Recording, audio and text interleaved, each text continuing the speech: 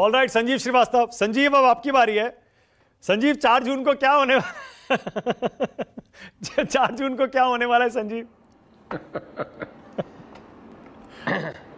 भाई बिल्कुल नहीं पता क्या होने वाला है, लेकिन जो मुझे लग रहा है मैं आपके सामने अर्ज कर देता हूँ। हाँ। और मैं तो राजीव रंजन को इतना ध्यान से सुनना चाह रहा था कि भाई इतना देश भर में घूमते हैं, लेकिन इन्होंने बातें बड़ी संभल के कहीं, तो मैं तो चाहता था और बिंदास अंदाज से अपनी गट इंस्टिंक्ट बताते राजीव, है ना। वो मुझे लगता है 7वें चरण के बाद ही बोलेंगे, 1 तारीख के बाद। तब तक थोड़ा सा होल्ड कर रहे हैं। सही हो सकता है। तो मेरे 4-5 बड़े निष्कर्ष हैं। हाँ। कि देखिए, नंबर 1, मुझे बिल्कुल भी नहीं लगता कि 2019 की परफॉर्मेंस बीजेपी रिपीट कर सकती है आज की स्थिति में। तो 303 या 300 का आंकड़ा पार करना तो बहुत दुष्कर लग रहा है, और बिल्कुल ये पिछले 1 महीने में चुनाव बदला है। मैं तो खुद 5-7 अप्रैल तक बड़े इसको वन साइडेड मैच मान रहा था, लेकिन जैसे जैसे राजस्थान में, क्योंकि मैं बैठा हूं जयपुर में, यहाँ के चुनाव ने गर्मी पकड़ी, और जब तक 19 अप्रैल को पहले चल हो जा शुरू। केसरिया से मन जोगी हुआ रे, दिल झूमे देखो पतवारा हुआ रे, दिल झूमे देखो पतवारा हुआ रे। हर पल मनाओ केसरी त्योहार। विमल, बोलो जुबान केसरी। चरण का मतदान हुआ तो मेरी तो आंखें खुल गई। मैं जब घूमा फिरा कि ये तो चुनाव तो बिल्कुल जबरदस्त कांटे का हो रहा है। 5-7 सीट, 8 सीट, कुछ भी आ सकती है बीजेपी, है ना। और सारी, मतलब कोई जीतने का प्रश्न नहीं उठता सारी, और फिर मैं गलत तो हो ही सकता हूँ। हाँ। लेकिन तो राजस्थान से जो आंधी चली है, और वो अब मैं उसके बाद में आंध्र प्रदेश गया हूँ, तेलंगाना गया हूँ, कर्नाटक गया हूँ, महाराष्ट्र गया हूँ, इन स्टेट्स में मैं गया हूँ।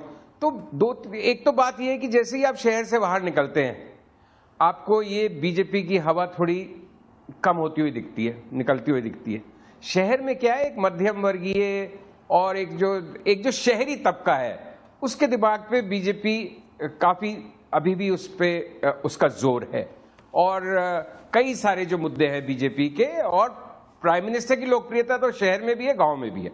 लेकिन जैसे ही आप शहर से बाहर निकलते हैं, एक मैंने पहला चुनाव देखा है पिछले बहुत लंबे अरसे में, जब बीजेपी का और राजीव रंजन इस बात से इत्तेफाक रखेंगे कि नहीं, मैंने कभी ये नहीं देखा कि बीजेपी का विरोधी इतना मुखर होकर बोल रहा है।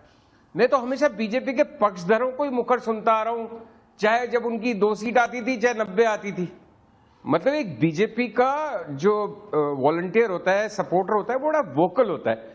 इस बार विपक्ष की आवाज बड़ी वोकल लग रही है। अब उसके क्या मायने हैं मुझे नहीं मालूम, लेकिन ये एक नई चीज मैंने इस इलेक्शन में देखी कि बहुत मुखर है वो वोटर। और मैं इस इलेक्शन में सबसे स्विंग स्टेट या सबसे बैटल ग्राउंड स्टेट महाराष्ट्र को मानता हूं, जहां काफी अच्छी खासी मुसीबतों में बीजेपी और एनडीए फंसने वाले हैं, और वहां पे बहुत गेम होने वाला है, ऐसा लगता है ना, अच्छा खासा। उसके बाद बिहार में क्या हो रहा है, मैं नहीं गया हूं बिहार, सुनी सुनाई बातें करने से फायदा नहीं। यूपी में क्या हो रहा है, गया नहीं हूं, लेकिन सुन बहुत कुछ रहा हूं। तो पिछली बार की टैली को पार करना बहुत ही मुश्किल है।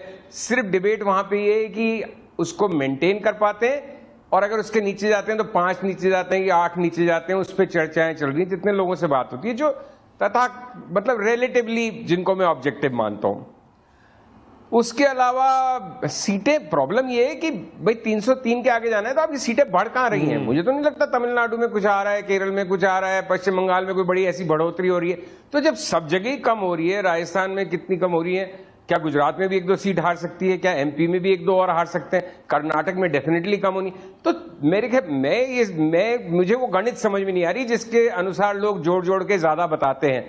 कुछ तो उनकी भी समझ और कुछ सुख दूरदृष्टि होगी जो मेरे पास नहीं है, कि भाई सब जगह से कम हो रही हैं लेकिन सीटें बढ़ जाएंगी। ये कैसे होगा? और देखिए, एक बात है, प्राइम मिनिस्टर के न पक्ष में कोई लहर दिखी कहीं, न बहुत विरोध में कोई लहर दिखी। मतलब ऐसा तटस्थ सा मतदाता जो कि मतलब सुस्त सा पड़ा हुआ, उदासीन है। मतलब 2014 और 19 वाला करंट नहीं है मतदाता में। आप कहीं भी जाइए, और जहां करंट है वहां करंट बीजेपी के लिए अनफॉर्चुनेटली अपोजिशन मतलब उनके विरोध में करंट है, पक्ष वालों का करंट नहीं दिखता।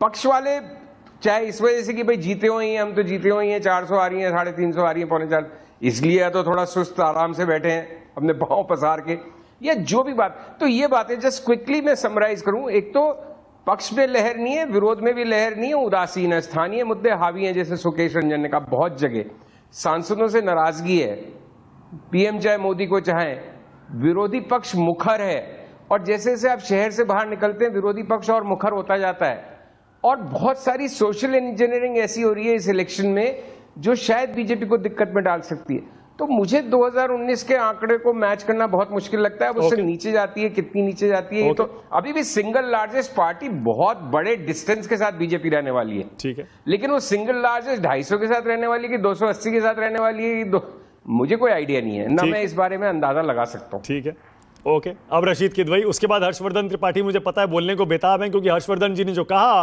कि 325 भी हो सकता है, गेंद संजीव श्रीवास्तव ने एक तरह से हर्षवर्धन त्रिपाठी के पाले में ही डाली थी कि भैया आप अगर बता रहे हैं तो बताएं कि 325 कहां से आई। नहीं मैं संजीव इट्स ओके, मतलब यहाँ हेल्दी डिस्कशन हो रहा है Sanjeev, don't worry, healthy discussion हो रहा है, हाँ डोंट वरी, बिल्कुल बिल्कुल, हाँ मैं भी उसका पार्ट हूं, डोंट वरी।